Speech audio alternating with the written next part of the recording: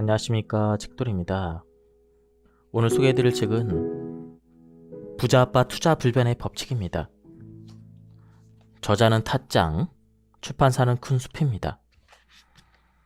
저자 소개를 간단히 하겠습니다. 타짱, 현역 마취과 의사이자 투자가이다. 진학으로 유명한 사립고교 진학해 기숙사 생활을 하며 온갖 책을 선엽하면서 세상은 결국 다 돈이라는 사실을 깨달았다. 인류 대학을 졸업해도 부자가 되리라는 보장은 없지만 의사가 되면 남들보다 돈을 많이 벌 수 있다고 생각했다. 하지만 막상 의대생 생활은 적성에 맞지 않았다. 그때 부자 아빠 가난한 아빠를 잊고 주식 투자라는 부자가 되는 새로운 길을 발견했다. 이후 아르바이트로 모은 원금 500만 원으로 콘솔 게임기로 유명한 세가 세미 홀딩스의 주식을 매수해 큰 수익을 내는데 성공했다. 이때 자산이 약 5천만 원으로 불어난 것을 계기로 본격적인 투자자의 길로 들어섰다. 그럼 바로 본문을 보겠습니다. 29세에 억대 부자가 되다. 의사 국가고시에서 떨어지고 1년 뒤 다시 공부해서 응시한 결과 무사히 합격했다. 그 후 2년 동안 연수의로서 눈꽃 쓸 새 없이 바쁜 나날을 보냈다. 주식을 할 여유 따위는 없기도 하고 또 해서는 안 된다고 생각했다. 그래서 한 가지 방법을 찾아냈다. 연수 2년 동안은 주식을 사고 파는 것은 그만두고 한동안 묵힐 수 있는 주식을 사두자. 그래서 산 주식이 바로 호주의 금 관련주였다.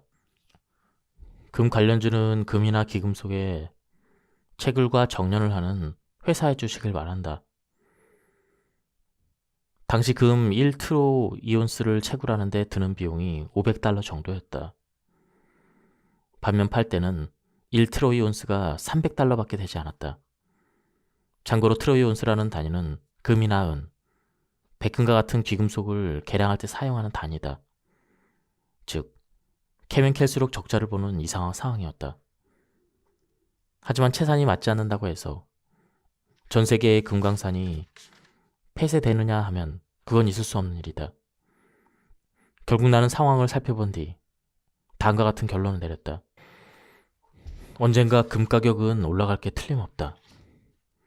그러므로 지금 금강산의 권리를 소유하고 있는 회사의 주식을 사두면 연수의 2년 동안 반드시 올라갈 것이다. 그래서 여러 가지를 조사한 결과 당시 적자가 나서 주가가 떨어져 있던 호주의 금 관련주에 눈독을 들이고 자금을 투입했다. 그때 투자금은 과외 아르바이트와 주식 투자로 불린 600만 엔 정도였다. 한국 돈으로 한 6천만 원 정도 되는 금액입니다. 20대 중반의 젊은이가 투자하는 금액치고는 큰 편이지만 만일 몽땅 잃고도 의사로 일하면 꼭 찾을 수 있다라고 생각해서 별로 주저하지 않았다. 그리고 2년 동안 연수의로서 벌어들인 월급을 떼어서 또 이 금강주에 추가로 투입을 했다. 그 결과 연수의 2년이 끝났을 때 금 관련주는 내 예상대로 가격이 올라갔다. 1트로이 온스가 $800까지 올랐다. 그때 나는 매각을 했다. 당시는 금을 광산에서 운반하는 운전기사의 연봉이 1,500만 엔 정도였다. 약 1억 5천만 원입니다. 그만큼 경기가 좋았으므로 내가 산 금 관련주의 주가는 10배 이상을 뛰어올랐다. 그 타이밍에 모든 주식을 매각하고 단숨에 자산을 약 9억 원까지 늘렸다. 그것을 다시 주식 투자로 돌렸다. 하지만 이 무렵에는 연수일을 마치고 마취과의로 독립하려는 참이었다. 의사 업무에 집중하고 있었기 때문에 주식 투자에 힘을 쏟지는 못했지만 코나미 컴퓨터 엔터테인먼트 도쿄나 선시티를 비롯한 20개에서 30개의 종목에 분산 투자하고 있었다. 그 주식들이 조금씩 올라서 2005년 말에는 약 자산이 10억 원으로 넘어서게 되었다. 29세의 소위 주식 부자가 됐다는 사실은 나를 조금 흥분시키기도 했다. 리먼 사태로 직격탄을 맞아 자산이 30% 감소했습니다. 일단 자산 1억엔을 달성했지만 다음엔 2006년부터 주식시장이 좋지 않은 시기가 이어졌습니다. 개중에는 조금 오른 주식도 있고 또 다른 주식은 내려가기도 했습니다. 2008년 정도까지는 자산이 10억엔 전후로 제자리 걸음이었죠. 그리고 2008년 9월 미국의 대형 투자은행인 리먼 브라더스의 파산으로 세계적인 금융위기를 일으킨 리먼 쇼크의 영향으로 제 주식은 약 30% 감소했습니다. 그러나 폭락 시기는 저로 매수의 시장이기도 했죠. 그래서 나는 리먼 쇼크로 거의 모든 종목의 주가가 떨어졌을 때 수중의 자금을 몽땅 주식에 몰아넣었습니다. 당시 사귀던 여자친구와 결혼식을 올리기 위해 모았던 돈까지 털어넣었죠. 그때 산 주식은 첨가제와 품질 보존제 개발, 제조 판매하는 프로인트로 산업이라는 회사였죠. 항상 내 편이었던 여자친구가 그때만큼은 엄청 화를 내서 하마터면 결혼도 못할 뻔했죠. 하지만 나는 자신 있었습니다.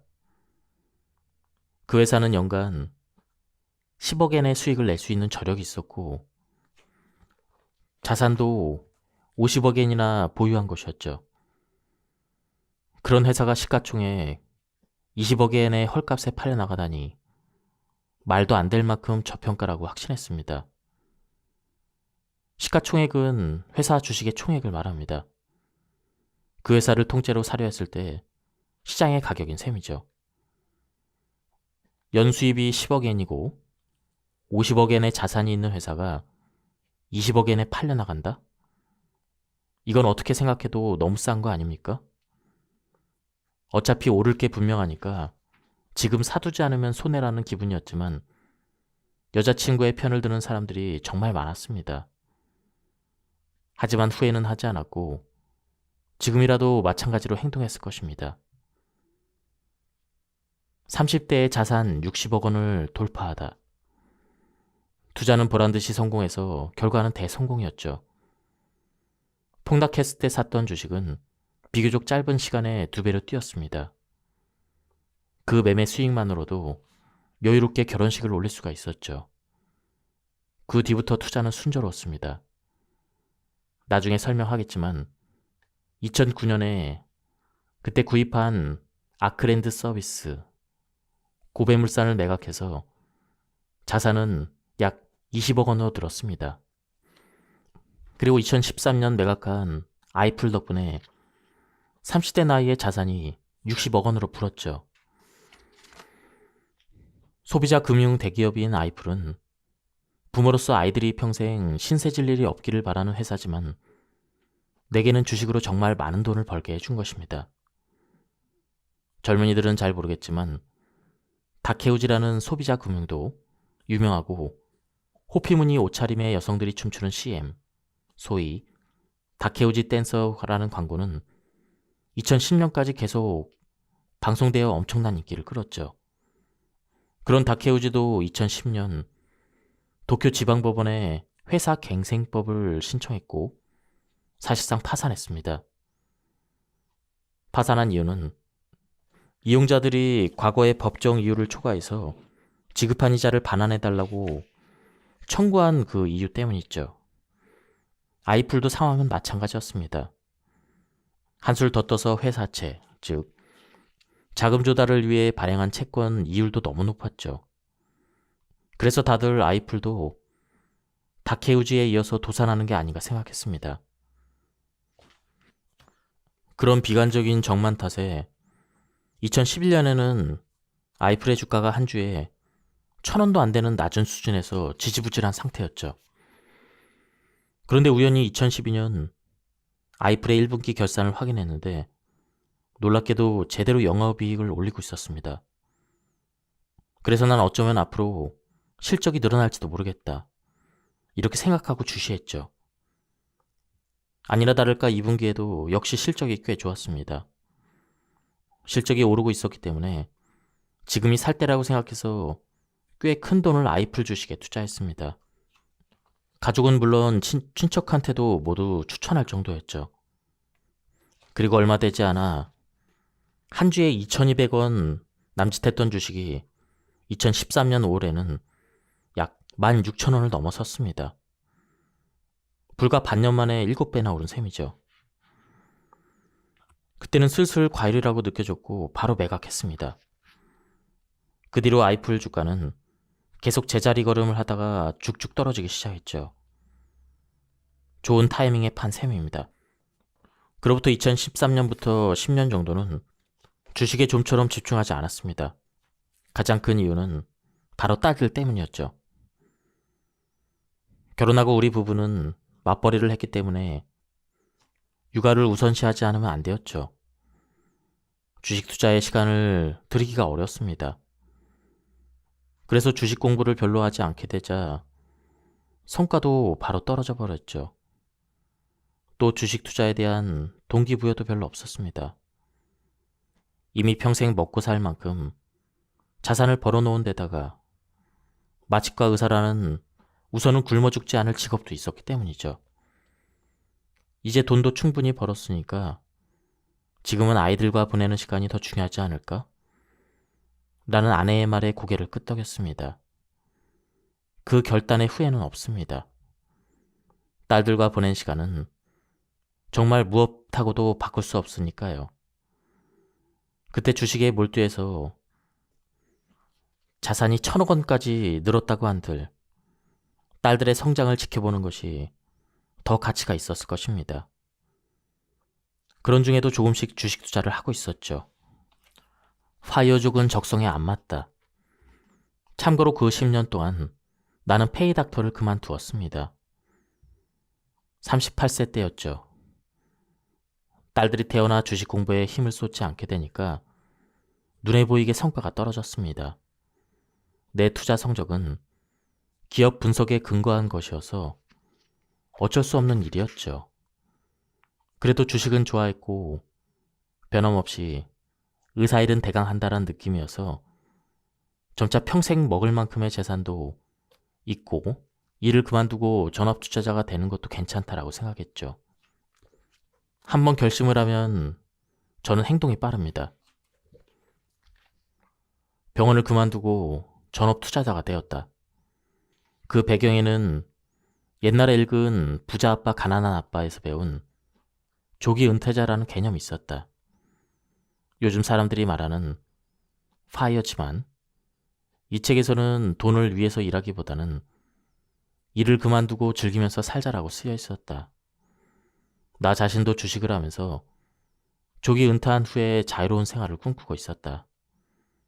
하지만 결과적으로 보면 전업 투자자의 생활은 반년 만에 끝이 났다. 이유가 몇 가지가 있다. 전업 투자자라는 것은 기본적으로 집에서 시간을 보내게 된다. 집안일이나 육아에 대해서는 아내가 더 많이 분담을 해주지만 사람마다 방식이 다른 법. 나는 좋다고 생각해서 한 일이지만 아내의 방식과 다르게 간섭을 하게 되면서 부부싸움이 나기도 했다. 또 내 투자법은 매일 컴퓨터 화면을 들여다보면서 빈번하게 단기 매매를 되풀이하는 데이 트레이닝이 아니라 기본적으로 중장기로 보유하는 스타일이어서 그렇게 바쁘지 않았다. 그래서 우선은 매일 좋아하는 게임에 열중했다. 그런데 서서히 보기 아파왔다. 그래서 이번에는 마작으로 시간을 때우기 위해 대학 시절 이래 처음으로 마작 게임장에 다니기 시작했다. 하지만 평일 낮에 마작 게임장에 모이는 사람은 아무래도 정년퇴직한 할아버지가 많았다. 일도 안 하고 마작하러 다니는 38세 아저씨는 나밖에 없었다. 결국 파이어족으로 조기 은퇴한 뒤 자유분방한 생활은 금방 질리고 말았다. 게다가 시간이 남아도니 필요 이상으로 주식시장을 자주 들여다보게 되었다. 그러다가 괜찮은 주식이라는 생각이 들면 익숙치 않은 데이 트레이딩에 손을 대기 시작했다. 낯선 일들을 하니 역시나 돈을 벌지 못했고, 이럴 거면 차라리 일하는 게 낫겠다라고 결론을 낼 때까지는 반년도 걸리지 않았다. 마침 그 무렵에 친구가 병원을 새로 만드는데 부원장이 되어서 도와달라고 했다. 재미있을 것도 같고 마침 좋은 기회라고 생각해서 승낙했지만 실제로 해보니 생각지 못한 현실의 벽에 부딪혔다. 나는 주식 투자를 한 적이 있으니 아무래도 경영자의 관점에서 이를 생각하게 된다. 한편 원장은 어디까지나 의사의 시점이었다. 이 시점의 차이가 융합하지 못하고 의견이 대립하기만 했고 결국 부원장 자리에서 물러나게 되었다. 어느 한쪽의 의견이 명백하게 잘못이 있다면 서로 이야기를 통해 설득하고 이해할 수 있겠지만 관점이 달라서 생기는 의견의 차이는 도저히 좁힐 수가 없었다. 병원 부원장을 그만두고 나는 볼더링 체육관 개설에 도전했다. 볼더링 체육관은 커다란 암벽이나 벽면을 자기 팔다리로 올라가는 볼더링을 암벽 모양으로 만든 벽에서 안전하게 즐길 수 있는 시설이다. 뜬금없다고 생각하겠지만 이것도 계기는 주식이었다. 사실은 리먼 쇼크로 자산을 잃었을 때 아무리 내가 열심히 해도 스스로 일해서 돈을 버는 것에는 한계가 있다라고 생각한 나는 부동산 투자에도 손을 대기 시작했다. 그리고 부동산 투자용 물건을 찾으러 다니다가 점점 흥미를 가지게 되었다. 하지만 갑자기 아빠가 볼더링 체육관을 경영하겠다라고 하면 어떤 가족이든지 놀랄 수밖에 없다. 예상대로 그때는 아내의 허락을 못 얻어서 그 물건을 놓치고 말았다. 하지만 그 후에 역시 볼더링 체육관 경영을 해보고 싶다라는 생각이 강해져서 도전해 보기로 했다. 물건 소재지의 구청 직원과 다투거나 하는 우여곡절을 겪으면서 2018년에 볼더링 체육관을 열었다. 꽤 큰 규모여서 나는 일본의 최고의 볼더링 체육관이라고 생각했다. 실제로 볼더링 일본 대표 선수가 우리 체육관에 연습하러 오기로 했다. 덕분에 일반 고객이 많이 이용해줘서 성황을 이루었고 의료와는 다른 형태로 조금이나마 사회에 공헌할 수 있지 않을까 하는 작은 자부심도 있었다. 체육관 개설과 병행해서 프리랜서 마취로 일주일에 하루는 의료 현장에 복귀하기도 했다. 규모가 크지 않은 병원의 경우 매일 수술이 있는 건 아니라서 상근하는 마취의는 필요가 없다. 그래서 프리랜서 마취의가 대우가 아주 좋았다. 어느 정도 세월이 지나서 볼더링 체육관의 운영은 직원에게 거의 맡겨둘 수 있게 되었다. 그러자 마취과 의사의 일을 늘려서 일주일에 4일에서 5일은 일하게 되었다. 따져보니 페이닥터로 일할 때와 거의 다를 바 없는 스케줄로 활동하고 있었다. 한때는 마취과 의사의 일이 끝나고 체육관에 돌아가서 사장 업무도 봐야 했기 때문에 페이닥터로 일하는 때보다 더 바빴을지도 모른다. 프리랜서 마취의로 의뢰를 받는 일이 늘어난 결과지만 그렇게 해서 누군가가 나를 필요로 하고 그래서 사회와 연결되는 느낌이 살아가는데 순수한 활력이 되었다. 반년 동안 체험한 파이어족의 자유로운 생활 속에서는 느끼지 못했던 것이었다. 조기 은퇴를 하기 위해 정신없이 일하고 거기서 얻은 경제적인 수익을 원천으로 투자에 힘써서 충분한 자산을 이뤘음에도 은퇴하기 전에 일을 풀타임으로 하다니 우스꽝스럽다고 생각할지 모르겠다. 소설 파랑새에 행복의 파랑새를 찾아다니며 여행을 했지만 꿈에서 깨어났더니 키우던 새가 파랑새라는 사실을 깨달았다는 이야기가 있다. 나도 마찬가지라고 생각했다. 모름지기 사람은 20대에 열심히 한 일이 평생의 양식이 되는 경우가 많이 있다. 자신의 강점을 살리려 사회에 공헌하는 일이야말로 행복으로 가는 지름길일지도 모르겠다. 말기 직장암 판명, 4번의 수술. 2022년 내 투자력이 다시 한번 불타오르는 사건이 있었다. 암을 선고받은 것이다. 이대로 죽을지도 모른다고 생각하니 지금껏 살아온 증거를 투자 실적으로 남기고 싶다라는 마음이 강해졌다. 투병 생활 중에도 기업 분석을 몇 번이고 되풀이하면서 앞으로 조선업계가 크게 성장할 것이라는 확신이 들었다. 그때 나무라 조선소라는 유망주를 발견했다. 100억 원이 넘는 원금의 대부분을 나무라 조선소에 모두 털어넣어 주력 종목으로 삼았다. 남은 자금도 거의 모두 조선 관련 종목에 털어넣었다. 그만큼 확신을 가지고 있었다. 결과는 상상 이상의 급등.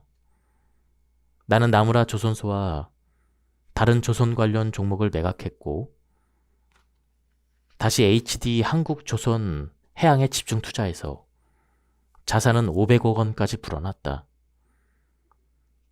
만일 나에게 무슨 일이 생겨도 가족의 생활이 어렵지 않을 만큼의 돈을 남길 수 있다는 사실이 기뻤다. 하지만 그 정도로는 만족할 수 없었다. 살아있는 한 힘껏 주식을 살 것이다. 벌써 4차례나 수술을 했으니 더 이상 수술은 해봐야 의미가 없다.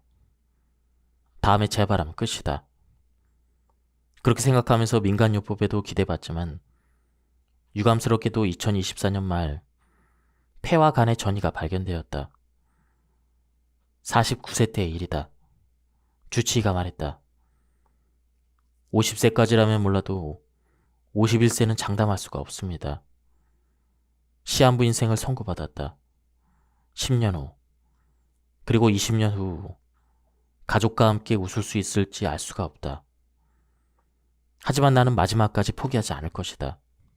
그럼 본격적으로 저자의 주식 투자 노하우를 요약해서 알려드리겠습니다. 투자자의 신 워렌 버핏처럼 내노라는 미국의 투자자들이 가치주 투자를 추천한다는 사실을 알게 되었다. 나 자신도 주식은 쌀 때 사서 장기간 보유하다가 주가가 올랐을 때 파는 것이 투자의 왕도라고 생각했다.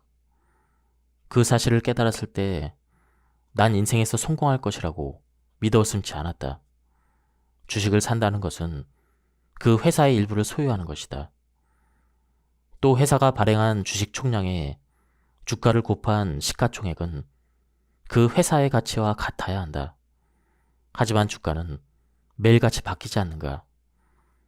이건 생각해보면 원래 이상한 일이다.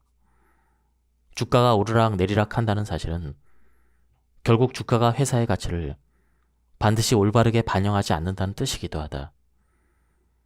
실제 주가보다 높이 평가받는 주식도 있고 반대로 가치가 제대로 반영되지 않는 주식도 있다. 본래 지닌 가치보다 싸게 평가받는 저평가 주식을 사놓으면 시간이 지나 사람들이 그 주식의 가치를 깨닫게 되고 주가도 올라간다. 그리고 주가가 올랐을 때 팔면 돈을 번다는 것이 가치주 투자의 본질이다. 나는 많아야 하루에 한 번 정도로 주가를 확인하는 편이다. 일주일 내내 주식 차트를 보지 않을 때도 있다. 매매도 자주 하지 않아서 가장 적게 하는 한 해는 1년에 4번밖에 매수하지 않을 정도다.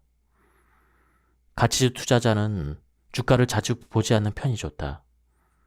가치주 투자자는 기본적으로 단기적인 주가의 등락을 근거로 매매하지 않는다.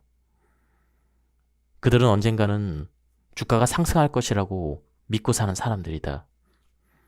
하지만 주가가 지지부진하거나 미실현 손실이 늘어나면 쓸데없는 생각을 하기 마련이다. 이 주식을 팔고 다른 주식을 사는 편이 좋을까? 그러므로 빈번하게 주식 상황을 체크하지 않는 편이 좋다. 반년 정도지만 바이오족 생활을 하면서 절감했다. 심심하니까 툭하면 주식 차트를 들여다보다가 단기 트레이딩처럼 쓸데없는 짓을 하게 된다. 저자는 시클리컬 가치주 투자를 추천해주고 있습니다. 이는 경기에 따라 실적이 좋을 때와 나쁠 때가 순환하는 기업입니다. 시클리컬 가치주는 실적이 나쁠 때는 가치주, 실적이 좋아지는 과정에서 성장주로 취급되기도 한다. 대개 상장 기업은 중기 경영 계획을 발표한다. 이 계획에서는 5년에서 3년 실적 전망을 알 수가 있는데 성장주 투자는 이것을 보고 장래 성장을 기대해서 투자하는 경우가 많다. 하지만 통계 데이터로 보면 중기 경영 계획은 80%에서 90% 정도 확률로 달성되지 않는다는 것이 증명되었다. 즉, 성장주는 달성하기 어려운 중기 경영 계획이 이루어진다는 전제하에 높은 주가가 매겨지는 것이다. 게다가 그 중기 경영 계획은 약 80에서 90%의 높은 확률로 하향 조정된다. 그렇게 되면 주가는 엄청난 속도로 떨어질 것이다. 반값이라도 건지면 그나마 나은 편이다. 10분의 1 이하로 떨어지는 경우도 있다. 가치주에 투자를 하다 보면 성장주의 가격 변동이 너무 빨라 눈부실 정도이다. 가치주 투자는 특히 상승 장세에서는 주가의 오름이 너무 둔해서 애간장이 타는 일이 적지 않다. 성장주는 연수익률이 100%나 연수익률 300%와 같은 믿을 수 없을 정도의 높은 성과를 보이기도 한다. 하지만 가치주의 성장은 기본적으로 아주 천천히 이루어지므로 성장주만큼의 상승폭은 바라기 어렵다. 그러므로 상승 국면일수록 가치주의 성과가 볼품없이 느껴지기 쉽다. 하지만 오랫동안 가치주 투자를 계속한 결과 억 단위의 자산을 쌓는 사람도 꽤 있다. 기대치가 높고 리스크를 줄이는 방법이야말로 가치주 투자인 것이다. 나는 특별히 투자를 잘하는 사람도 아니다. 투자에 재능이 없어도 중장기적인 관점으로 가치주 투자를 하면 누구나 돈을 벌 수가 있다. 단타에 재능이 없다면 그만두는 편이 좋다. 주식 투자는 어디까지나 인생을 풍요롭게 할 수단으로 활용해야 한다. 그렇게 생각한다면 필연적으로 단기 투자는 제외될 것이다. 투자를 막 시작했을 때는 주가가 급상승하는 종목의 매력을 느낄 것이다. 젊을 때는 여러 가지 경험을 해보는 것도 나쁘지 않다. 하지만 명심해야 될 것은 생활을 곤란하게 만든 투자는 절대 안 된다는 것이다. 가치주 투자는 주가가 급격히 변동하는 일은 거의 없다. 그런 특성은 관점에 따라서는 단점이지만 나처럼 일하면서 투자하는 사람에게는 장점이다. 갑자기 주가가 떨어져도 일하느라 제대로 대응하지 못하기 때문이다. 이런 점들을 종합적으로 고려했을 때 전업 투자자가 아닌 이상 일반적인 개인 투자자에게 최선의 투자법은 가치주 투자이다. 주가란 과연 무엇일까? 주가는 기업의 가치이다. 주가는 보유자산 플러스 장래 수익 플러스 바이어스이다. 여기서 바이어스는 이 기업의 주가는 절대 오른다 하거나 혹은 이 기업은 장래성이 없다와 같은 투자자들의 편견이다. 가치주 투자에 성공하려면 기업의 가치를 올바르게 평가해야 한다. 그리고 투자를 할 때는 바이어스를 배제하고 기업의 가치를 생각할 수 있어야 한다. 자산 가치주의 장점과 단점. 자산 가치주 투자는 비교적 간단하지만 언제 주가가 올라갈지 알 수가 없다. 기업이 자산을 매각하는 시기나 또 매각한 자산을 언제 어떻게 주주에게 환원할지 알 수 없기 때문이다. 그러므로 이제 막 주식 투자를 시작해서 상대적으로 많지 않은 원금을 빨리 불리고 싶은 사람에게는 그다지 효율적인 투자법이 아니다. 자산 가치주 투자는 어느 정도 종잣돈이 모인 상태에서 약간 보수적으로 투자하고 싶을 때 가장 효과가 좋은 투자법이다. 자산 가치주의 장점은 주가가 폭락하는 경우가 거의 없다는 것이다. 따라서 일정시 자산을 보유하고 재무적으로도 안정된 기업에 저평가된 주식을 살 수가 있다. 전 세계적으로 주가가 폭락했던 리머 쇼크 때도 자산 가치주의 하락폭은 상대적으로 크지 않았다. 성장주를 사서 단기간에 주가가 5배, 10배 상승한다 해도 그런 주식은 하락세도 역시 가파르다. 주가가 폭락해도 다시 오를 거라고 참고 기다렸다가 다시 떨어져서 손해를 보는 경우가 적지 않다. 한편 자산 가치주의 단점은 언제 주가가 올라갈지 알 수 없다는 것이다. 따라서 자산 가치주 투자는 일단 사고 난 뒤에는 일정 기간 내에 내버려 둬야 한다. 때로는 수년 동안 주가가 움직이지 않을 수도 있다. 신뢰도가 높은 정보라도 그냥 따라가기만 하면 자신의 투자 실력이 성장할 수 없다. 예상이 빗나가면 남의 탓으로 돌리기 때문이다. SNS의 정보를 참고하되 자신이 사고판 이유를 스스로 정확히 설명할 수 있어야 한다. 먼저 인터넷에서 자산 가치주를 검색한 뒤 다른 투자자가 주목하거나 매수한 주식을 참고한다. 그리고 괜찮아 보이는 종목이 있으면 앞서 소개한 자산 가치주 찾기 7단계와 그레이엄 지수로 직접 조사한다. 다음은 팔 때에 대해서 살펴보자. 언제 팔면 좋은가? 자산 가치주 투자, 수익 가치주 투자. 어떤 투자법이든 팔 때를 판단하기 어렵다. 중요한 포인트는 다음 3가지다. 1. 시나리오가 빗나갔을 때. 2. 더 좋은 주식을 찾았을 때. 3. 단기간에 너무 올랐을 때. 1. 시나리오가 빗나갔을 때. 주식을 살 때 그냥은 없다. 매수 이유와 미래 전망을 분석해야 한다. 이를테면 지금 이 종목의 상황은 앞으로 이렇고 이런 변화가 예상된다. 그 경우 주가가 올라가므로 지금이 살 때이다. 이런 식으로 자신의 투자 시나리오를 반드시 설명할 수 있어야 한다. 그러므로 매수한 뒤 시나리오가 비껴가면 반드시 팔 때인 것이다. 물론 시나리오가 빗나갔다고 해서 팔았는데 팔자마자 주가가 오르는 일도 있다. 하지만 그것은 어디까지나 결과론이다. 자신이 생각한 시나리오가 빗나갔을 때는 팔아야 한다. 참고로 시나리오 중에 환율처럼 예상하기 어려운 외부적인 요인은 포함시키면 안 된다. 엔화 약세를 예상했는데 엔이 올라서 판다는 식으로 만든 시나리오는 바람직하지 않다. 2번째, 더 좋은 주식을 찾았을 때. 이는 굉장히 바람직한 경우다. 특히 나중에 설명할 시클리컬 가치주 투자에서는 살만한 주식을 찾지 못할 때가 있다.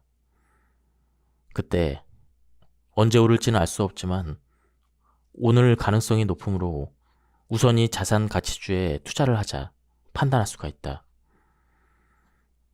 인플레이션으로 현금의 가치는 떨어지기 때문에 돈을 그냥 묵히기보다는 훨씬 좋은 선택이다. 그 후에 더 기대치가 높은 주식이 나왔을 때 갈아타면 된다. 보유하고 있는 주식이 매수했을 때보다 주가가 떨어져서 지금 팔면 손해보는 경우가 있더라도 그 후에 얻은 이익의 기대치가 더 크면 망설이지 말고 팔아야 한다. 3번째, 단기간에 너무 올랐을 때.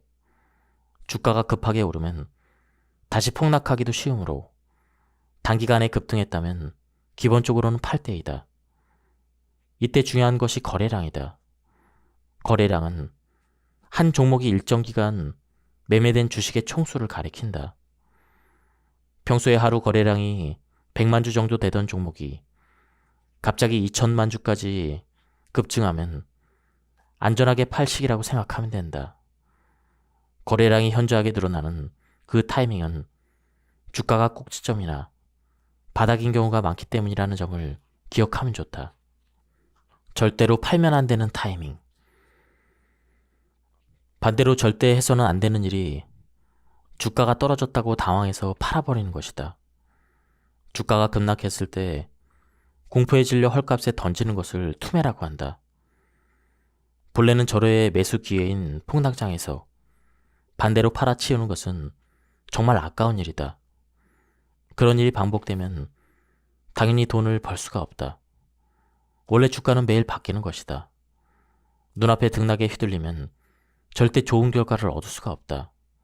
그렇다면 어떻게 해야 할까? 당연히 기업의 본질 가치를 바탕으로 사고 팔아야 한다. 다음은 저자가 추천해주는 시클리컬 가치주의 특징입니다. 시클리컬 가치주는 경기 변동에 따라 주가가 크게 움직이는 주식입니다. 구체적으로는 철강, 유리, 석유, 석탄, 고무, 화학, 섬유, 종이 펄프와 같은 업계의 주식을 말합니다. 한마디로 옛날부터 내려오던 오래된 업계입니다.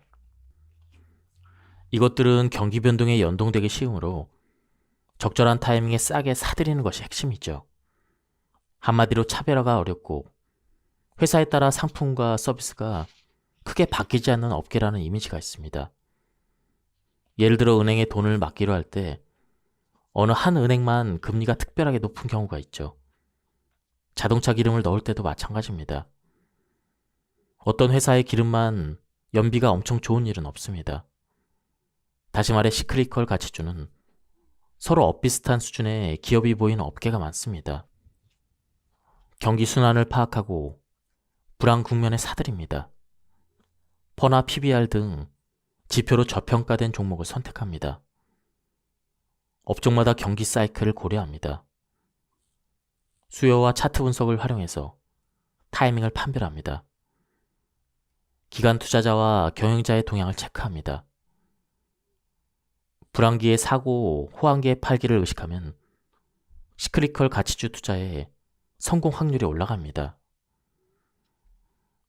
결국 시클리컬 투자란 수익가치주만큼 성장 잠재력이 있는 종목을 자산가치주 정도로 아주 싸게 사는 투자법입니다. 먼저 시크리컬 가치주의 주가 순환입니다. 우선 수량이 늘어나 가격에 전가되고 매출이 늘어나는 수순입니다. 예를 들어 코로나 시국에 마스크가 날개 돋친 듯 팔렸던 때를 생각해 봅시다. 인기가 또 인기를 부르지만 일단 진정되면 단숨에 폭락합니다. 사실 이런 상황은 많은 업계에서 일어납니다. 이 시기에 파도를 잘 이용하면 큰 돈을 벌 가능성이 있습니다. 하지만 이런 시클리컬 가치주를 추천하는 투자자는 별로 없습니다. 오히려 피하는 분위기죠. 내가 추천하는 시클리컬 가치주 투자법은 주가가 떨어진 회사의 주식을 사는 것입니다. 흑자보다는 적자가 나는 종목이 더 좋습니다. 이런 방식의 투자가 너무 위험하다고 여기는 사람도 있습니다. 제품과 서비스를 다른 기업과 차별화하기 어려워서 가격 경쟁에 빠지기 쉬운 업계를 코모디티 기업이라고 합니다. 예를 들면 철강이나 석유, 곡물, 반도체 등 상품과 서비스의 차이가 별로 없고 시장에서는 주로 가격으로 경쟁하는 종류의 산업이죠. 그런 의미에서 시크리컬 가치주는 대부분 코모디티 기업이라 할 수 있습니다. 내가 시클리컬 가치주의 장점을 깨달은 것은 2008년 리먼 사태 이후였습니다. 2005년 무렵에는 가치주 투자만 해도 엄청나게 돈을 벌던 시기였죠. 하지만 2006년부터 가치주는 하염없이 떨어지면서 니케이 평균 주가와 거의 같이 움직였습니다. 이 시기에는 PBR 1배에서 0.8배까지 내려서 좋아라 하고 샀더니 0.2배까지 또다시 내려가는 일이 흔했습니다. 게다가 이 무렵에는 비교적 안전한 투자에만 집중했는데 매매를 거듭하면서 재무 상태가 엉망이었던 회사가 다시 실적을 회복하는 놀라운 일도 많았습니다. 그때야 비로소 주가는 기업의 노력만으로 정해지지 않으며 경기의 영향을 크게 받는다는 것을 깨달았죠. 물론 현재 실적이 나빠서 적자가 나는 회사의 주식을 사는 일 자체는 꽤 위험하게 느껴져서 많이 망설여질 것입니다. 내가 추천하는 시크리컬 가치주 투자는 방어보다는 공격 일변도의 투자입니다. 따라서 치명적인 손해를 보지 않도록 면밀한 분석이 필요합니다. 경기는 4년마다 순환합니다. 일본 내각부의 자료에 따르면 경기는 평균 4년마다 순환된다는 것을 알 수가 있습니다. 또 하나 주목할 것이 확장과 후퇴입니다. 경기가 확장하는 기간은 대부분 후퇴하는 시간보다 깁니다. 다시 말해 경기가 오를 때는 완만하게 오르지만 후퇴할 때는 빠른 속도로 떨어진다는 것이죠. 시클리컬 가치도 투자에서 내가 대성공을 거둔 종목은 나무라 조선소입니다. 나무라 조선소는 적자에서 흑자로 전환하는 과정이 명확하게 보였습니다. 조선업계는 오랫동안 배를 만들면 만들수록 손해를 봤습니다. 선박 가격이 100인데 제조 비용이 105인 상황이 지속된 것이죠. 선박은 필수품이면서 동시에 소모품입니다. 반드시 새로 구입해야 되는 시기가 오는 것이죠. 그러므로 만들면 만들수록 돈을 벌지 못하는 왜곡된 가격 설정은 언젠가 시정될 것이라 확신했습니다. 아니나 다를까 예상대로 선박 가격이 130으로 올랐습니다. 실적도 비약적으로 개선되어 주가가 급등했습니다. 선박 가격의 문제는 이전부터 신문에서 다뤄왔습니다. 즉, 조선업계를 잘 알지 못하는 나 같은 개인 투자자도 정보를 찾아 적절한 타이밍에 매수할 기회는 있었던 것이죠. 지금까지 이 책에 대한 리뷰를 모두 마쳤습니다. 이 책은 가독성이 굉장히 좋았습니다. 마치 소설책을 읽는 것처럼 굉장히 흥미로웠습니다.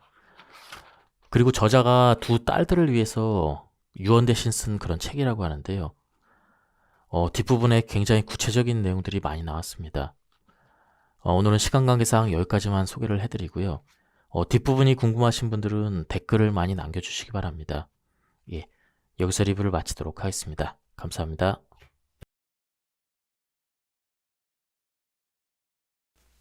안녕하십니까, 책돌입니다. 오늘 소개해드릴 책은 부자 아빠 투자 불변의 법칙입니다. 저자는 타짱, 출판사는 큰숲입니다. 저자 소개를 간단히 하겠습니다. 타짱, 현역 마취과 의사이자 투자가이다.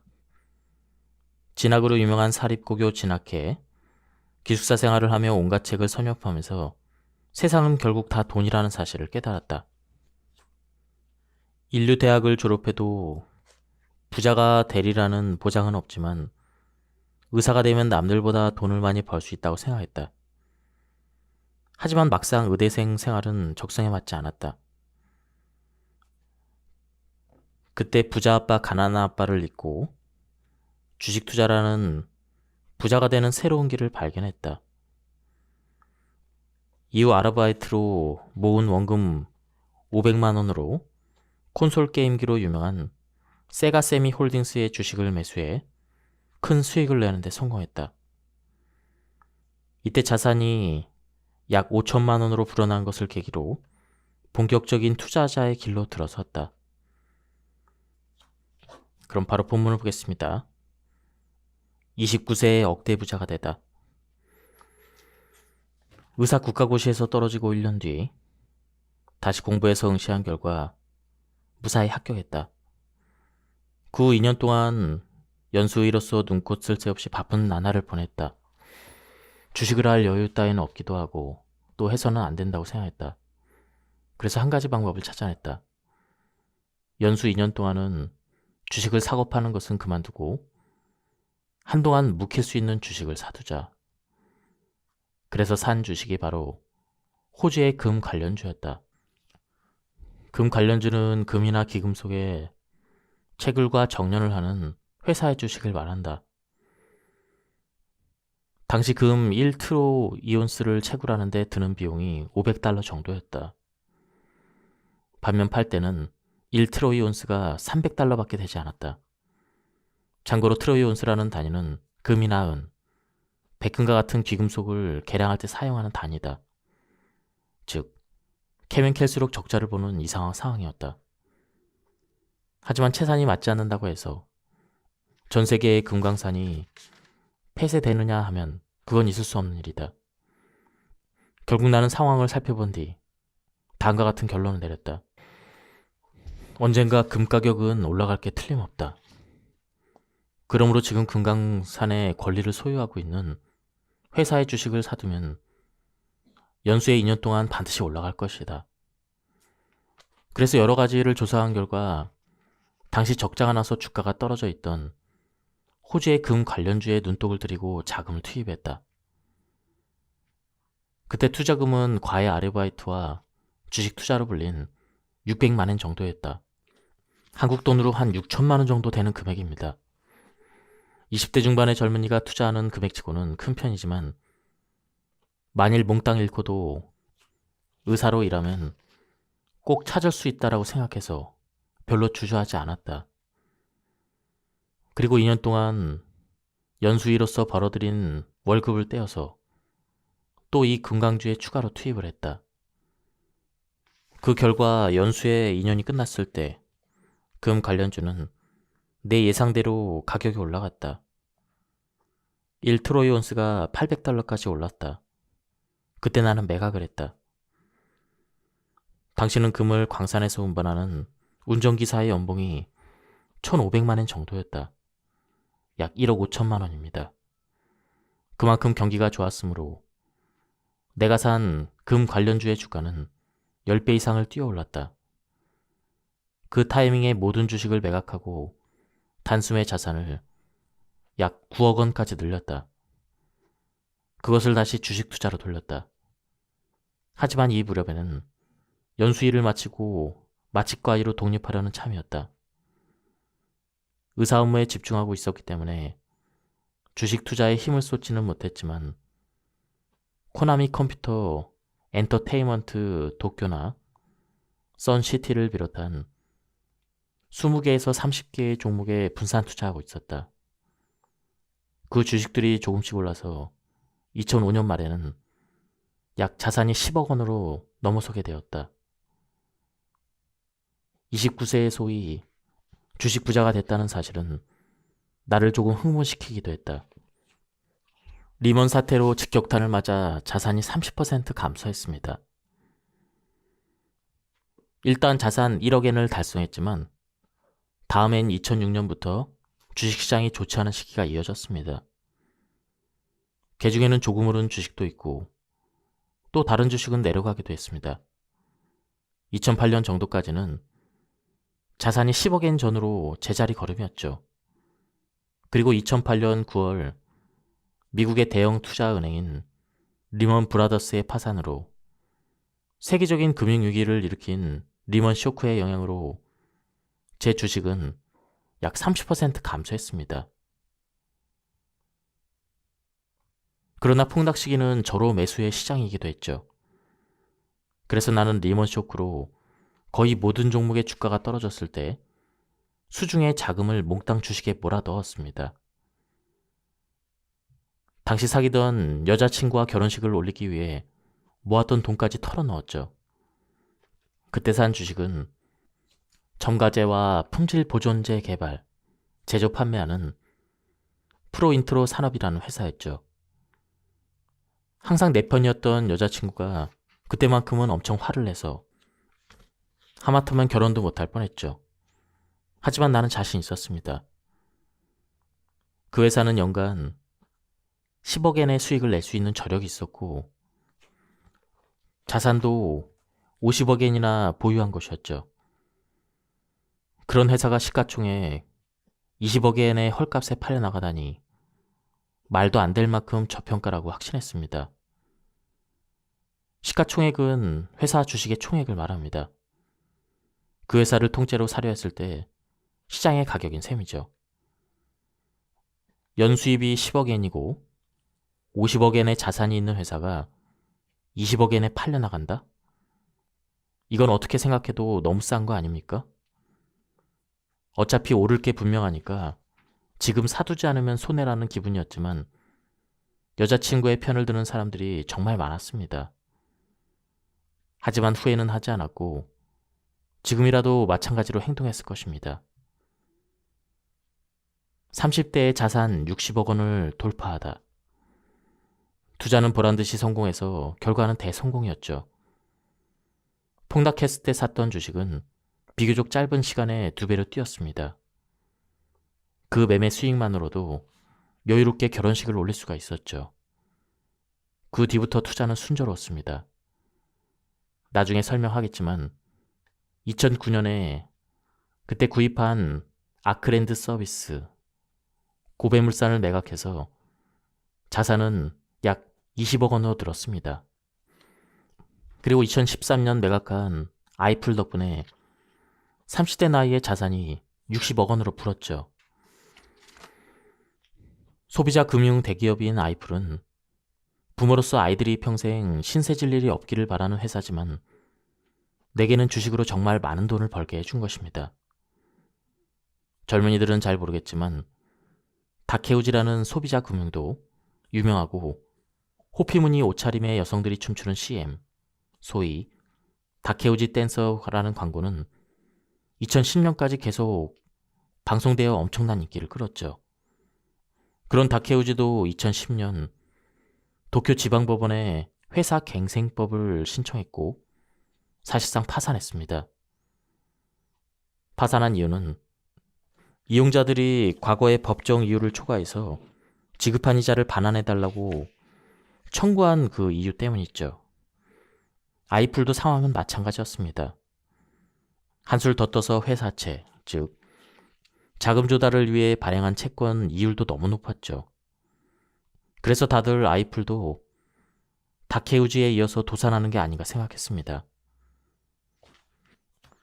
그런 비관적인 정만 탓에 2011년에는 아이플의 주가가 한 주에 1,000원도 안 되는 낮은 수준에서 지지부진한 상태였죠. 그런데 우연히 2012년 아이플의 1분기 결산을 확인했는데 놀랍게도 제대로 영업이익을 올리고 있었습니다. 그래서 난 어쩌면 앞으로 실적이 늘어날지도 모르겠다. 이렇게 생각하고 주시했죠. 아니나 다를까 2분기에도 역시 실적이 꽤 좋았습니다. 실적이 오르고 있었기 때문에 지금이 살 때라고 생각해서 꽤 큰 돈을 아이플 주식에 투자했습니다. 가족은 물론 친척한테도 모두 추천할 정도였죠. 그리고 얼마 되지 않아 한 주에 2,200원 남짓했던 주식이 2013년 5월에는 약 16,000원을 넘어섰습니다. 불과 반년 만에 7배나 오른 셈이죠. 그때는 슬슬 과일이라고 느껴졌고 바로 매각했습니다. 그 뒤로 아이플 주가는 계속 제자리 걸음을 하다가 쭉쭉 떨어지기 시작했죠. 좋은 타이밍에 판 셈입니다. 그로부터 2013년부터 10년 정도는 주식에 좀처럼 집중하지 않았습니다. 가장 큰 이유는 바로 딸들 때문이었죠. 결혼하고 우리 부부는 맞벌이를 했기 때문에 육아를 우선시하지 않으면 안 되었죠. 주식 투자에 시간을 들이기가 어렵습니다. 그래서 주식 공부를 별로 하지 않게 되자 성과도 바로 떨어져 버렸죠. 또 주식 투자에 대한 동기부여도 별로 없었습니다. 이미 평생 먹고 살 만큼 자산을 벌어놓은 데다가 마취과 의사라는 우선은 굶어 죽지 않을 직업도 있었기 때문이죠.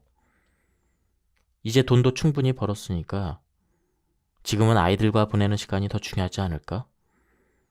라는 아내의 말에 고개를 끄덕였습니다. 그 결단의 후회는 없습니다. 딸들과 보낸 시간은 정말 무엇하고도 바꿀 수 없으니까요. 그때 주식에 몰두해서 자산이 1,000억 원까지 늘었다고 한들 딸들의 성장을 지켜보는 것이 더 가치가 있었을 것입니다. 그런 중에도 조금씩 주식 투자를 하고 있었죠. 파이어족은 적성에 안 맞다. 참고로 그 10년 동안 나는 페이닥터를 그만두었습니다. 38세 때였죠.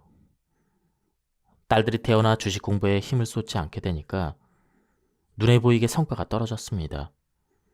내 투자 성적은 기업 분석에 근거한 것이어서 어쩔 수 없는 일이었죠. 그래도 주식은 좋아했고 변함없이 의사일은 대강 한다란 느낌이어서 점차 평생 먹을 만큼의 재산도 있고 일을 그만두고 전업투자자가 되는 것도 괜찮다라고 생각했죠. 한번 결심을 하면 저는 행동이 빠릅니다. 병원을 그만두고 전업 투자자가 되었다. 그 배경에는 옛날에 읽은 부자 아빠 가난한 아빠에서 배운 조기 은퇴자라는 개념이 있었다. 요즘 사람들이 말하는 파이어지만 이 책에서는 돈을 위해서 일하기보다는 일을 그만두고 즐기면서 살자라고 쓰여 있었다. 나 자신도 주식을 하면서 조기 은퇴한 후에 자유로운 생활을 꿈꾸고 있었다. 하지만 결과적으로 보면 전업 투자자의 생활은 반년 만에 끝이 났다. 이유가 몇 가지가 있다. 전업 투자자라는 것은 기본적으로 집에서 시간을 보내게 된다. 집안일이나 육아에 대해서는 아내가 더 많이 분담을 해주지만 사람마다 방식이 다른 법. 나는 좋다고 생각해서 한 일이지만 아내의 방식과 다르게 간섭을 하게 되면서 부부싸움이 나기도 했다. 또 내 투자법은 매일 컴퓨터 화면을 들여다보면서 빈번하게 단기 매매를 되풀이하는 데이 트레이닝이 아니라 기본적으로 중장기로 보유하는 스타일이어서 그렇게 바쁘지 않았다. 그래서 우선은 매일 좋아하는 게임에 열중했다. 그런데 서서히 보기 아파왔다. 그래서 이번에는 마작으로 시간을 때우기 위해 대학 시절 이래 처음으로 마작 게임장에 다니기 시작했다. 하지만 평일 낮에 마작 게임장에 모이는 사람은 아무래도 정년퇴직한 할아버지가 많았다. 일도 안 하고 마작하러 다니는 38세 아저씨는 나밖에 없었다. 결국 파이어족으로 조기 은퇴한 뒤 자유분방한 생활은 금방 질리고 말았다. 게다가 시간이 남아도니 필요 이상으로 주식시장을 자주 들여다보게 되었다. 그러다가 괜찮은 주식이라는 생각이 들면 익숙치 않은 데이 트레이딩에 손을 대기 시작했다. 낯선 일들을 하니 역시나 돈을 벌지 못했고 이럴 거면 차라리 일하는 게 낫겠다라고 결론을 낼 때까지는 반년도 걸리지 않았다. 마침 그 무렵에 친구가 병원을 새로 만드는데 부원장이 되어서 도와달라고 했다. 재미있을 것도 같고 마침 좋은 기회라고 생각해서 승낙했지만 실제로 해보니 생각지 못한 현실의 벽에 부딪혔다. 나는 주식 투자를 한 적이 있으니 아무래도 경영자의 관점에서 이를 생각하게 된다. 한편 원장은 어디까지나 의사의 시점이었다. 이 시점의 차이가 융합하지 못하고 의견이 대립하기만 했고 결국 부원장 자리에서 물러나게 되었다. 어느 한쪽의 의견이 명백하게 잘못이 있다면 서로 이야기를 통해 설득하고 이해할 수 있겠지만 관점이 달라서 생기는 의견의 차이는 도저히 좁힐 수가 없었다. 병원 부원장을 그만두고 나는 볼더링 체육관 개설에 도전했다. 볼더링 체육관은 커다란 암벽이나 벽면을 자기 팔다리로 올라가는 볼더링을 암벽 모양으로 만든 벽에서 안전하게 즐길 수 있는 시설이다. 뜬금없다고 생각하겠지만 이것도 계기는 주식이었다. 사실은 리먼 쇼크로 자산을 잃었을 때 아무리 내가 열심히 해도 스스로 일해서 돈을 버는 것에는 한계가 있다라고 생각한 나는 부동산 투자에도 손을 대기 시작했다. 그리고 부동산 투자용 물건을 찾으러 다니다가 점점 흥미를 가지게 되었다.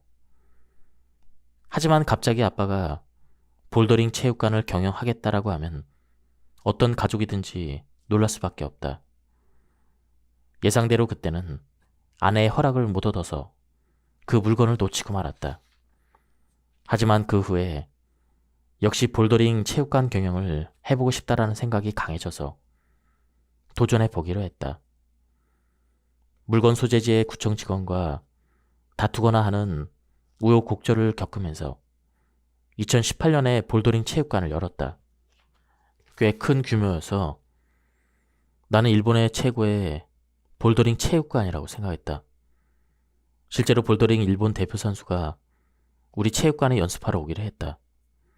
덕분에 일반 고객이 많이 이용해줘서 성황을 이루었고 의료와는 다른 형태로 조금이나마 사회에 공헌할 수 있지 않을까 하는 작은 자부심도 있었다.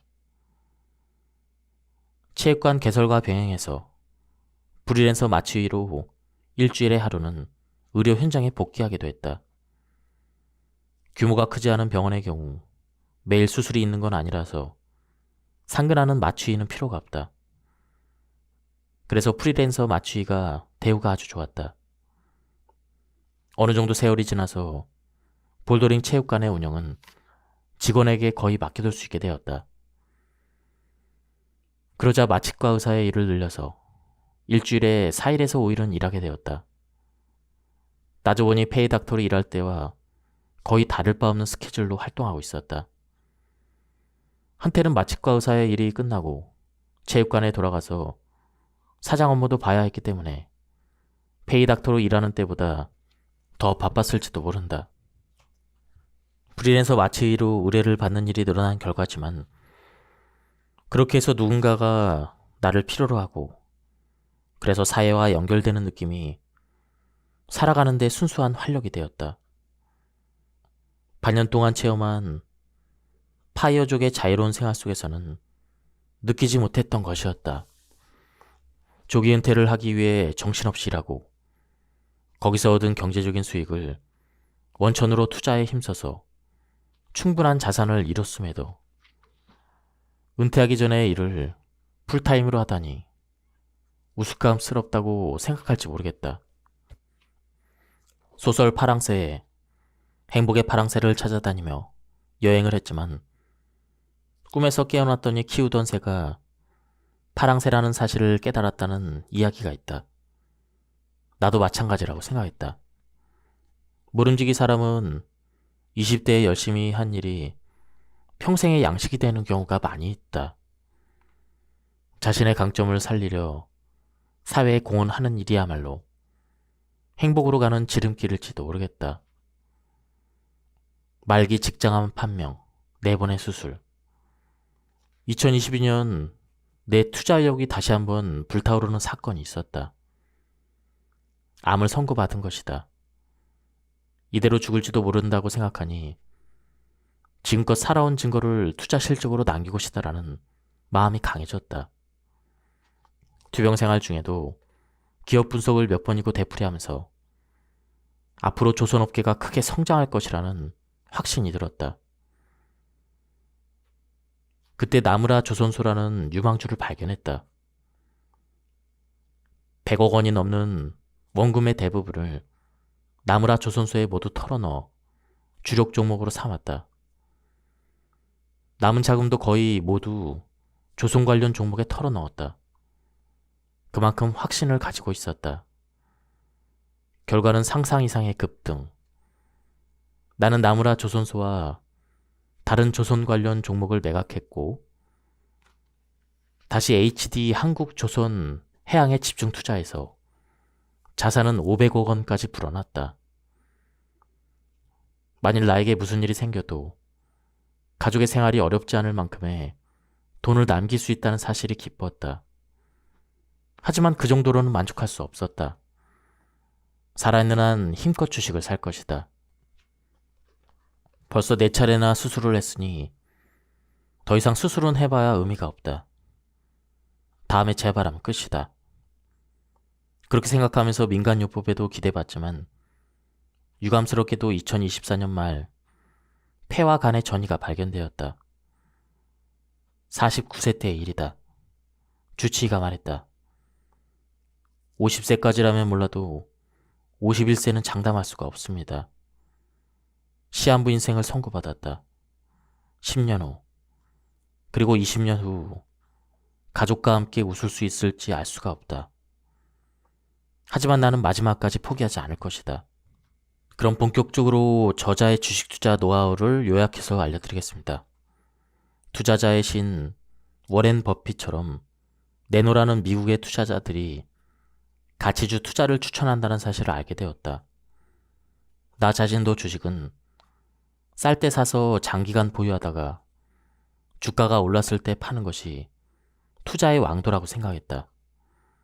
그 사실을 깨달았을 때 난 인생에서 성공할 것이라고 믿어 의심치 않았다. 주식을 산다는 것은 그 회사의 일부를 소유하는 것이다. 또 회사가 발행한 주식 총량에 주가를 곱한 시가총액은 그 회사의 가치와 같아야 한다. 하지만 주가는 매일같이 바뀌지 않는가? 이건 생각해보면 원래 이상한 일이다. 주가가 오르락 내리락 한다는 사실은 결국 주가가 회사의 가치를 반드시 올바르게 반영하지 않는다는 뜻이기도 하다. 실제 주가보다 높이 평가받는 주식도 있고 반대로 가치가 제대로 반영되지 않는 주식도 있다.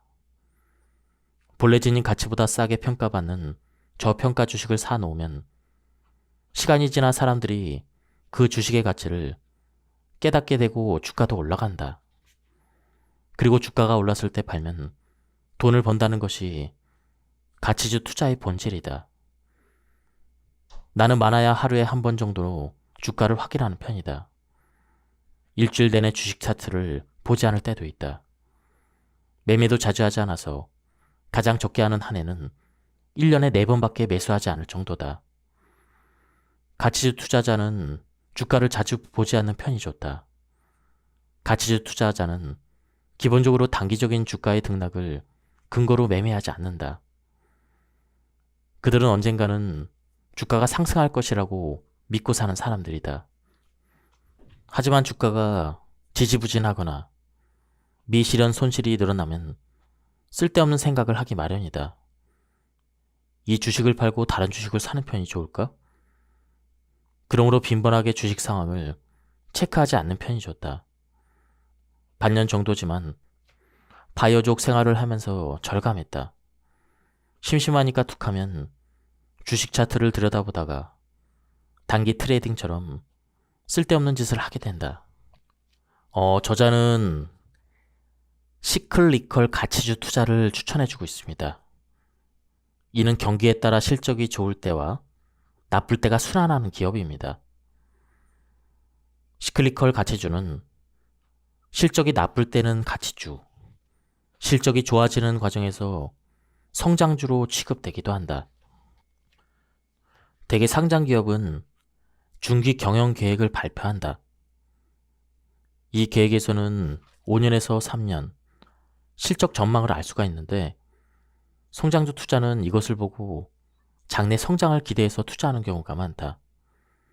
하지만 통계 데이터로 보면 중기 경영 계획은 80%에서 90% 정도 확률로 달성되지 않는다는 것이 증명되었다. 즉, 성장주는 달성하기 어려운 중기 경영 계획이 이루어진다는 전제하에 높은 주가가 매겨지는 것이다. 게다가 그 중기 경영 계획은 약 80에서 90%의 높은 확률로 하향 조정된다. 그렇게 되면 주가는 엄청난 속도로 떨어질 것이다. 반값이라도 건지면 그나마 나은 편이다.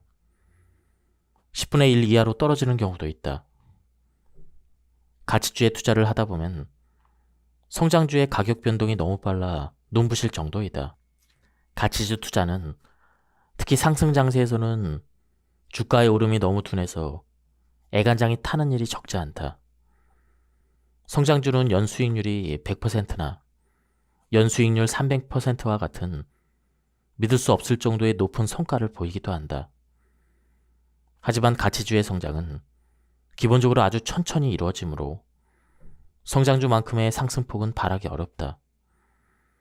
그러므로 상승 국면일수록 가치주의 성과가 볼품없이 느껴지기 쉽다. 하지만 오랫동안 가치주 투자를 계속한 결과 억 단위의 자산을 쌓는 사람도 꽤 있다. 기대치가 높고 리스크를 줄이는 방법이야말로 가치주 투자인 것이다. 나는 특별히 투자를 잘하는 사람도 아니다. 투자에 재능이 없어도 중장기적인 관점으로 가치주 투자를 하면 누구나 돈을 벌 수가 있다.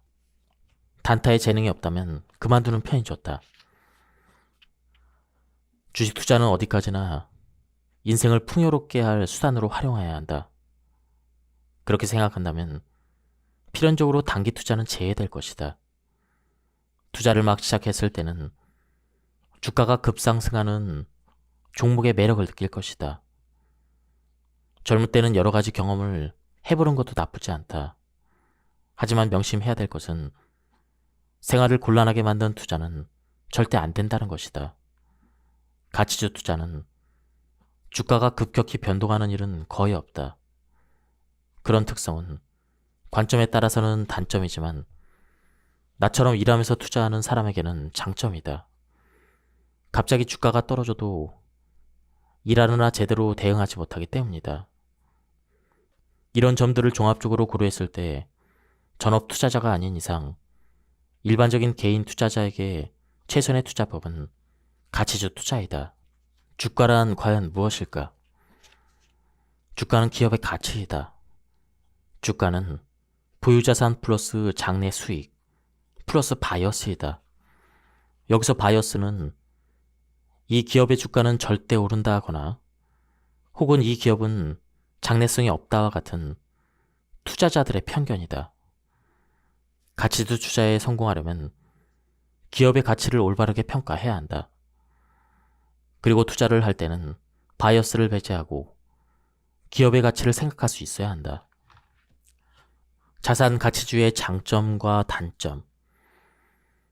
자산 가치주 투자는 비교적 간단하지만 언제 주가가 올라갈지 알 수가 없다. 기업이 자산을 매각하는 시기나 또 매각한 자산을 언제 어떻게 주주에게 환원할지 알 수 없기 때문이다. 그러므로 이제 막 주식 투자를 시작해서 상대적으로 많지 않은 원금을 빨리 불리고 싶은 사람에게는 그다지 효율적인 투자법이 아니다. 자산 가치주 투자는 어느 정도 종잣돈이 모인 상태에서 약간 보수적으로 투자하고 싶을 때 가장 효과가 좋은 투자법이다. 자산 가치주의 장점은 주가가 폭락하는 경우가 거의 없다는 것이다. 따라서 일정시 자산을 보유하고 재무적으로도 안정된 기업에 저평가된 주식을 살 수가 있다. 전 세계적으로 주가가 폭락했던 리머 쇼크 때도 자산 가치주의 하락폭은 상대적으로 크지 않았다. 성장주를 사서 단기간에 주가가 5배, 10배 상승한다 해도 그런 주식은 하락세도 역시 가파르다. 주가가 폭락해도 다시 오를 거라고 참고 기다렸다가 다시 떨어져서 손해를 보는 경우가 적지 않다. 한편 자산 가치주의 단점은 언제 주가가 올라갈지 알 수 없다는 것이다. 따라서 자산 가치주 투자는 일단 사고 난 뒤에는 일정 기간 내에 내버려둬야 한다.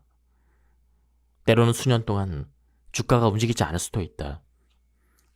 신뢰도가 높은 정보라도 그냥 따라가기만 하면 자신의 투자 실력이 성장할 수 없다. 예상이 빗나가면 남의 탓으로 돌리기 때문이다. SNS의 정보를 참고하되 자신이 사고 판 이유를 스스로 정확히 설명할 수 있어야 한다. 먼저 인터넷에서 자산 가치주를 검색한 뒤 다른 투자자가 주목하거나 매수한 주식을 참고한다. 그리고 괜찮아 보이는 종목이 있으면 앞에서 소개한 자산 가치주 찾기 7단계와 그레이엄 지수로 직접 조사한다. 다음은 팔 때에 대해서 살펴보자. 언제 팔면 좋은가?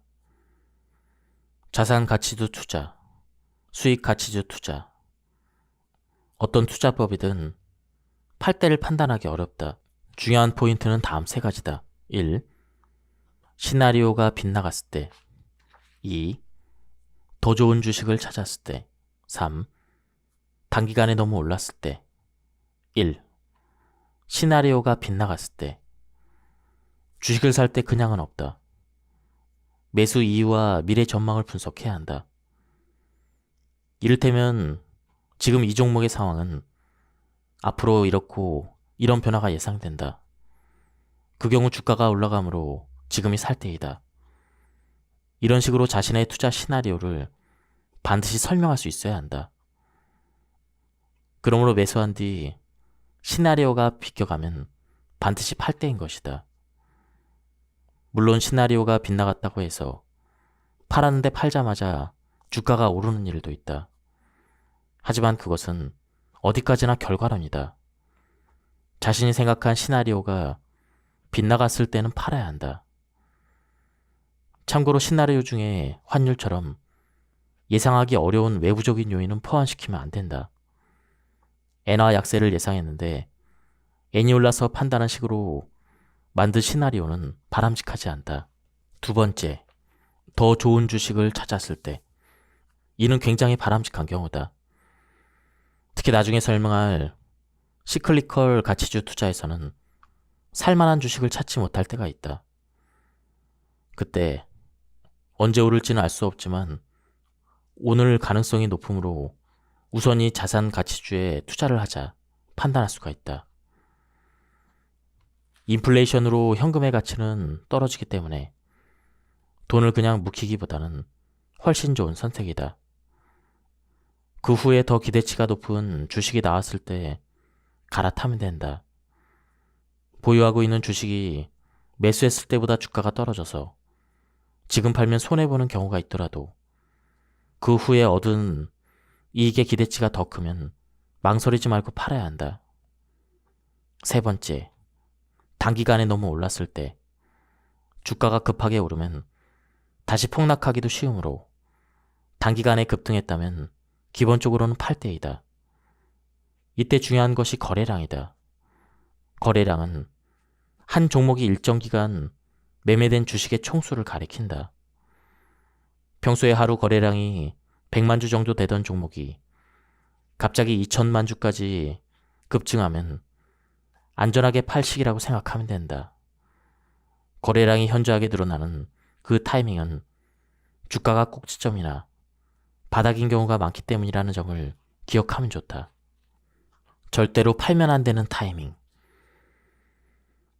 반대로 절대 해서는 안 되는 일이 주가가 떨어졌다고 당황해서 팔아버리는 것이다.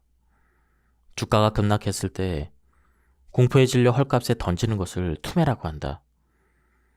본래는 절호의 매수 기회인 폭락장에서 반대로 팔아치우는 것은 정말 아까운 일이다. 그런 일이 반복되면 당연히 돈을 벌 수가 없다. 원래 주가는 매일 바뀌는 것이다. 눈앞에 등락에 휘둘리면 절대 좋은 결과를 얻을 수가 없다. 그렇다면 어떻게 해야 할까? 당연히 기업의 본질 가치를 바탕으로 사고 팔아야 한다. 다음은 저자가 추천해주는 시클리컬 가치주의 특징입니다. 시클리컬 가치주는 경기 변동에 따라 주가가 크게 움직이는 주식입니다. 구체적으로는 철강, 유리, 석유, 석탄, 고무, 화학, 섬유, 종이 펄프와 같은 업계의 주식을 말합니다. 한마디로 옛날부터 내려오던 오래된 업계입니다. 이것들은 경기 변동에 연동되기 쉬우므로 적절한 타이밍에 싸게 사들이는 것이 핵심이죠. 한마디로 차별화가 어렵고 회사에 따라 상품과 서비스가 크게 바뀌지 않는 업계라는 이미지가 있습니다. 예를 들어 은행에 돈을 맡기로 할 때 어느 한 은행만 금리가 특별하게 높은 경우가 있죠. 자동차 기름을 넣을 때도 마찬가지입니다. 어떤 회사의 기름만 연비가 엄청 좋은 일은 없습니다. 다시 말해 시크리컬 가치주는 서로 엇비슷한 수준의 기업이 보이는 업계가 많습니다. 경기 순환을 파악하고 불황 국면에 사들입니다. 퍼나 PBR 등 지표로 저평가된 종목을 선택합니다. 업종마다 경기 사이클을 고려합니다. 수요와 차트 분석을 활용해서 타이밍을 판별합니다. 기관 투자자와 경영자의 동향을 체크합니다. 불황기에 사고 호황기에 팔기를 의식하면 시크리컬 가치주 투자의 성공 확률이 올라갑니다. 결국 시클리컬 투자란 수익가치주만큼 성장 잠재력이 있는 종목을 자산가치주 정도로 아주 싸게 사는 투자법입니다. 먼저 시크리컬 가치주의 주가 순환입니다. 우선 수량이 늘어나 가격에 전가되고 매출이 늘어나는 수순입니다. 예를 들어 코로나 시국에 마스크가 날개도 친 듯 팔렸던 때를 생각해 봅시다. 인기가 또 인기를 부르지만 일단 진정되면 단숨에 폭락합니다.